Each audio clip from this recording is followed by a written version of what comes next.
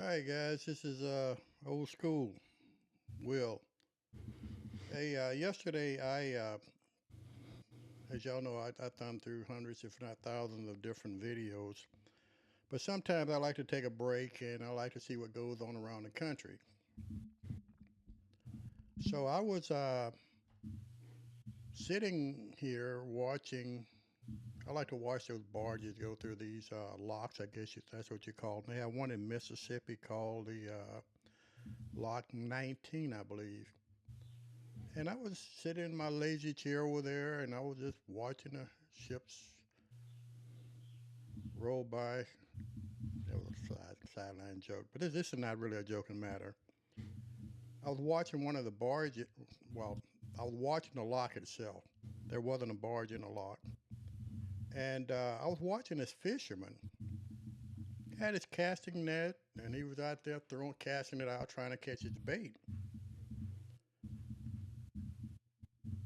Totally unexpected.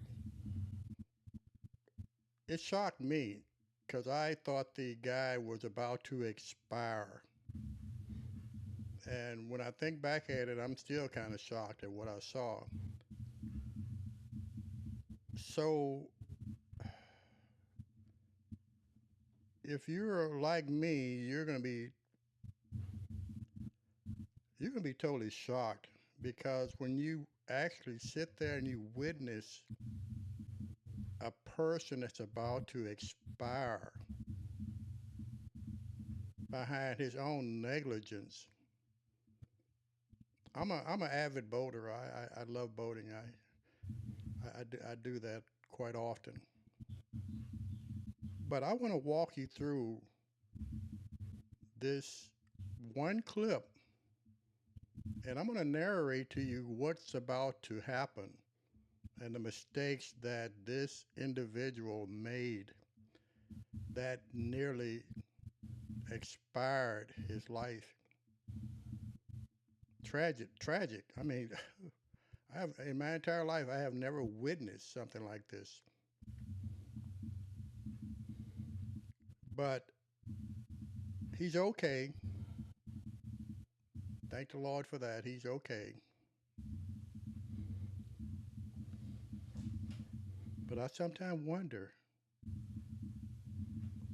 what is wrong with y'all?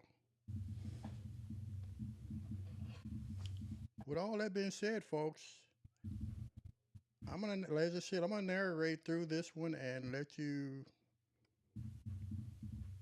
you understand what's occurring here from the camera perspective and from what old school is witnessing and the mistakes. Let's blood pressure still pumping. I can feel it. Let's witness this.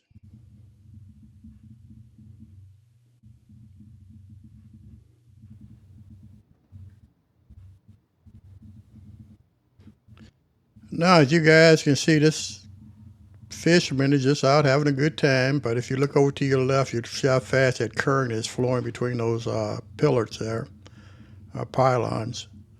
And he casts out and try to catch his bait, but you'll see what's going to happen.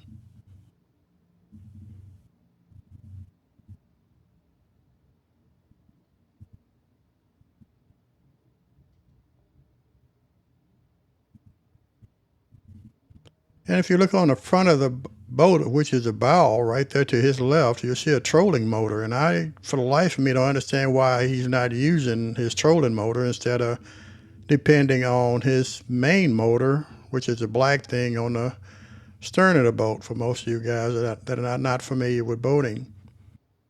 And his main motor is still engaged.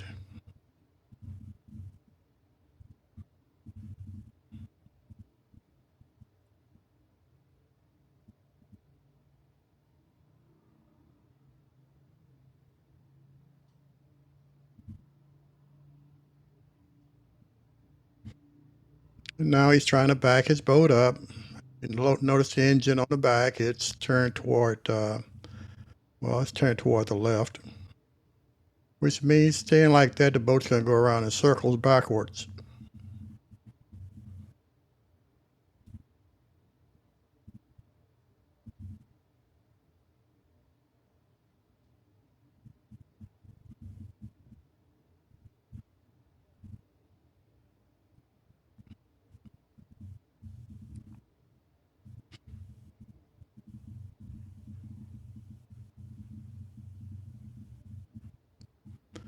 You know, folks, in this type of situation, when you have a trolling motor, that's the purpose of having that because you have the foot pedals right there at your feet, or you have a hand control to where you can guide the boat without using your main engine or your main motor on the rear.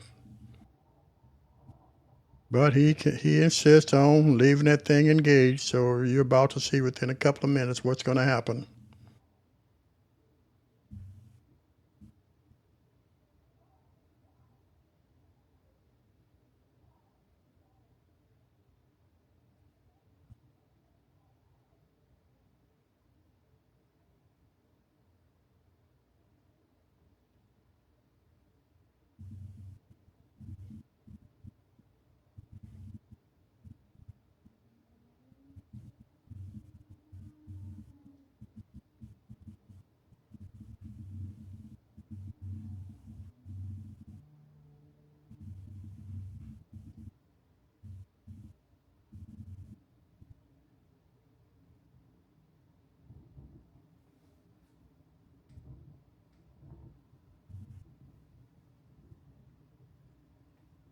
Another thing, guys, I do not see a life preserver anywhere within hand's reach for this guy.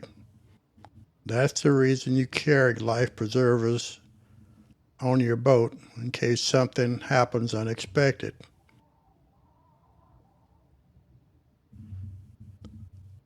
So imagine if you're thrown overboard and you're looking for your life preserver and you can't find it because it's locked up in a cabinet on your boat somewhere.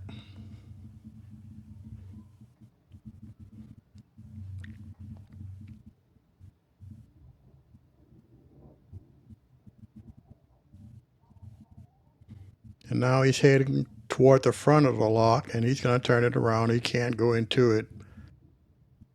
And now you're about to see within a couple of minutes or what's going to really happen.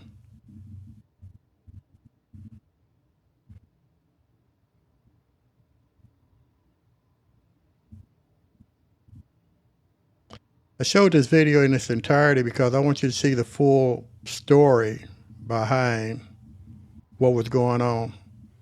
And it's only about 10 minutes long. Well, we only have about another 3 minutes to go.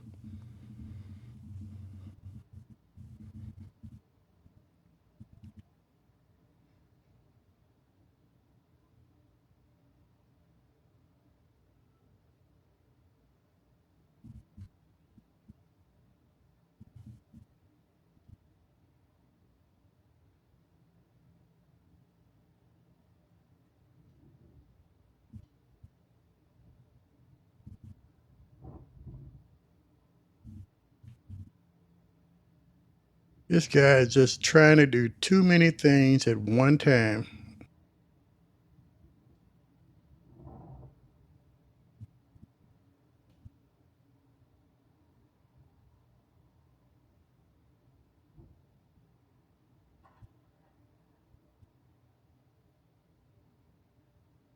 If you guys are a little bit squeamish, I advise you to not watch what's about to happen. But if you're not squeamish, then hey, go for it.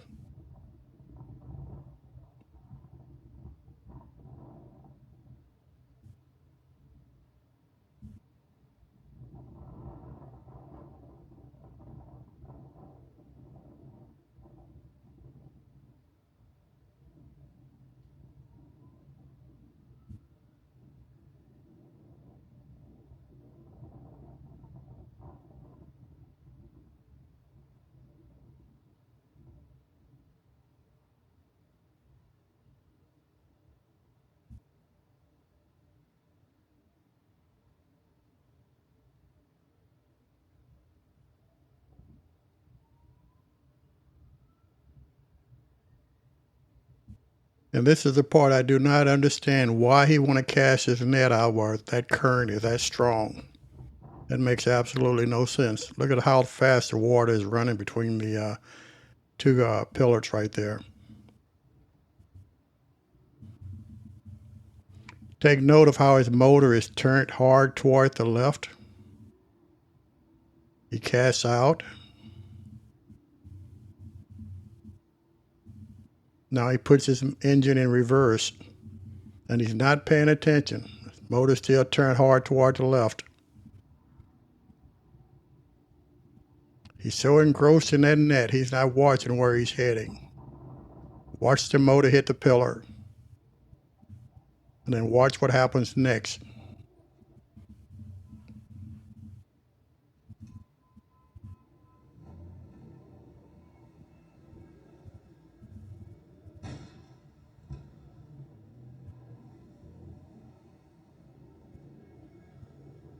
Now, if you notice, he was lucky enough to be able to get back toward the front to grab hold to his control and the steering wheel.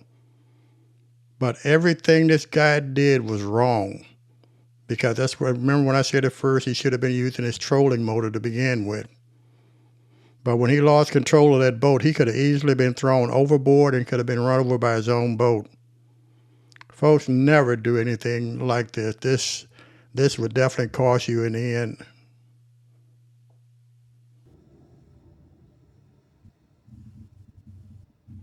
And the one thing that really gets me on this, he goes on fishing like there wasn't anything wrong. And you saw when his motor hit that pillar how it jerked the motor. This is the time you need to be putting the boat back on the trailer and inspecting it to make sure everything is okay. Not continue fishing for throughout the day. And this is exactly what he did.